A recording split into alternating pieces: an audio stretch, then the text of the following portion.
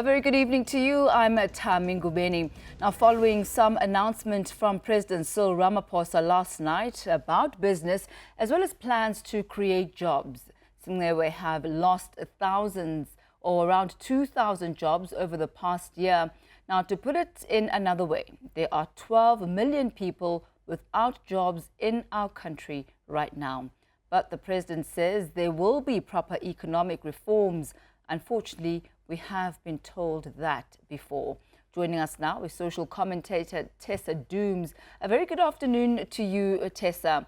I mean, it is, I think, unfortunate that there's a lot of cynicism around at the moment. I think because so many promises have been made at the State of the Nation address, not only this one, but those that came before this too. Do you think that there will be proper economic reforms? Yeah, it's very hard to tell at this point. The president gave us a speech of two halves. One that was reflective on some of the social and economic relief measures that were put in place last year. Some feedback, very little explanation, especially where things have gone wrong. If you think about the 200 billion from the banks that has not been rolled out to full effect, the SMME fund that hasn't been rolled out to full effect. So we've had some, at least an accounting for that to some extent, but certainly no explanations about the way forward on those things. And then we had this kind of long-term vision, these big infrastructure projects, smart cities, and things that look very far into the future. But it left us with a bit of a gap and a lack of understanding what's going to happen really in the next 12 to 18 months while we're sitting in the middle of a crisis, facing potential further lockdowns, and really without a clear vaccine rollout plan. And so we really don't have a sense of what the economic recovery plan looks like in real time, and what the kinds of measures are going to be, and the changes that we're going to see in the economy, in people's lives as they live through a pandemic. Now, one of the things, Tessa, is that people have different expectations. Everybody has a different view of what should be done. You know, the Free Market Foundation perhaps would remove the minimum wage while COSATU would double it. Is that what's causing this problem, do you think, that perhaps we cannot implement any reform? Well, that shouldn't be the problem, because regardless of what different interest groups or different sectors say in South Africa, ultimately the president and the government that has been put into place has a better view of the entire picture, but also has the responsibility to make hard decisions. And so we all may have our different points of view, but the president does need to be seen to be making decisions that he can back up, making decisions that, whether it's trial and error and he's going to have to figure it out, or whether he's putting his own political career on the line. I think it is better for us to get into a position where we're making those choices, making those difficult decisions, and living with the consequences, rather than saying, because there are so many different views or different options, we're just not going to make any decisions at all. I think last night we at least needed some level of accountability around some of the big issues that have come to the table.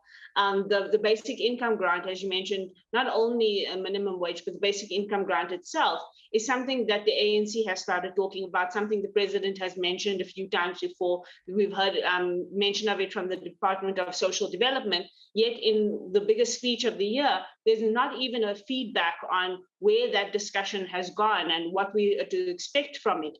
We're not hearing about what happens to, for instance, these public employment jobs after the financial year comes to an end in March. And so I just feel like there is, again, this gap that we are facing, and very little decisive action coming from the office of the president. And your views, Tessa, on the issue of youth unemployment, do you believe that that was adequately dealt with yesterday? So, I mean, there were a few things that were interesting about that. One is we should applaud the fact that the economic plan that was put in place had this presidential employment stimulus, with that's now yielded about 600,000 short-term job opportunities for young people, which we have to applaud as something good, as a stopgap measure, and something that is necessary in a time where we need as many young people to have access to not only income, but also work experience. We know that we've got a huge crisis in that regard. But there were a few things that we needed to hear a bit more about. There was an entire package of goods in the Presidential Youth Employment Initiative that sits in the President's office. that was told to us in last year's SONA. So we heard a bit about the pathway management system that's got 1 million young people on it, but we don't know where those pathways are leading to. We haven't heard anything about the National Youth Service, which is another opportunity for young people to get work, and the placement programs like YES, we're getting no report backs on those. And so again, we're hearing the bare minimum when there were many more things that were on the table and many more things that need to be done, given that the crisis is escalating rather than retreating. And as far as positioning young people to be able to be employable, for them to actually get the requisite skills that are needed to fill the jobs that are the jobs of the future, what do you believe needs to be done to bring them up to that scale of employability? Much more comprehensive strategy when it comes to youth unemployment.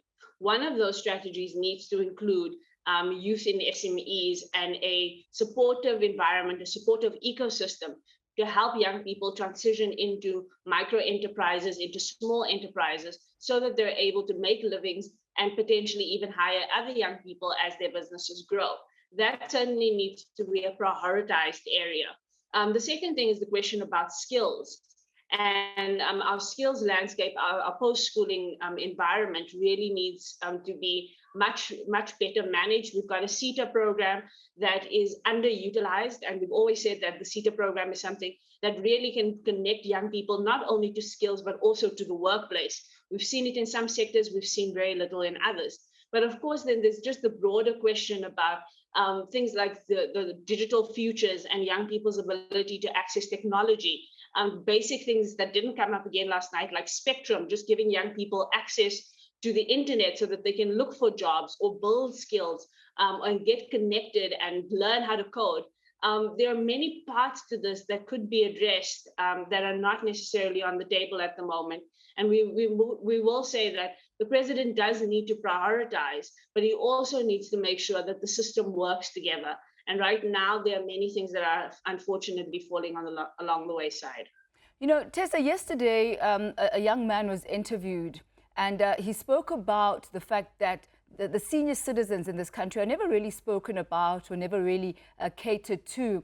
Your thoughts on this? I mean, that was also one area of the president's speech and an entire, segment of our society that is actually not even spoken about. Your thoughts and reflections on that? Well, I think that we usually have conversations about seniors when we're talking about the social relief measures that we've got in place in terms of our pension systems and the social relief that's particular to seniors. I think some of the bigger questions that we need to ask are issues around health, are issues around housing, basic services. We know that many older people live in still poor housing, don't have access to water and electricity. And so, and they are by and large starting to, again, as we had in the 90s and the early 2000s, becoming the heads of households, becoming the people who have the only income because they have a pension coming from the state and are now having to look after intergenerational households. So it's certainly worth considering that they're not a group that has got no protection, but there's certainly a group facing a lot of different challenges. And in this pandemic, particularly, if you think about the fact that seniors have had a high risk when it comes to death and illness, their ability to create livelihoods, their ability to be the mama sitting on the corner of the street still selling her magwinya, that has been taken away from many seniors in this country. And the responsibilities in the household to be the head of household and the breadwinners has increased in that time. And so understanding those vulnerabilities, I think, is quite a valid thing to look at. There's some, Tessa, who say that the measures that the president has put in place to close the gap of inequality that exists in South Africa. We know that South Africa has been ranked as one of the most unequal societies in the world, and that the measures that are being proposed by the president are really cosmetic measures. It's like putting a plaster on a gaping wound, and that there are systemic structural changes that need to take place in the way that South Africa's social construct and even policies are designed. Your views on that? Yeah, absolutely. I think there were two major areas last night that became clear where we have the risk of widening the inequality gap. The first is the question around these infrastructure projects.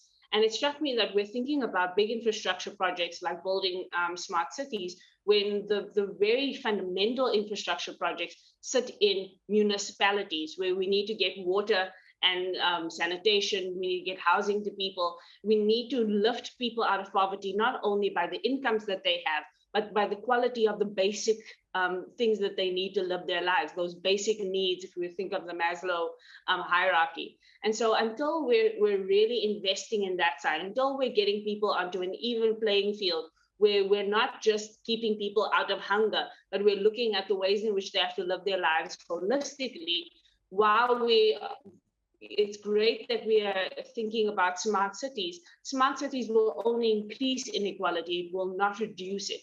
And then the second part of the inequality story that we need to pay attention to is the extent to which the economy is getting investment, especially in terms of businesses, from the top, but not really from the bottom. And what I really was concerned about last night, for instance, was a figure like 15,000 small businesses to be supported by government by the year 2024. In a country where there's probably 15,000 small businesses and micro businesses in Johannesburg alone right now that could be sponsored. Yet we're talking about 700 billion that's coming in investment, and most of that is going to be going into the formal sector, into big corporations. We are creating these inequalities by preferring the formal big sector as the driver of the economy, and we're ignoring all the small players, the micro enterprises, and informal economy that currently employs about 3 million people. And we need to start thinking about the economy from below as opposed to just from above. Tessa Dooms, social commentator, thank you so much for your insight as we reflect on the President's State of the Nation address delivered last night.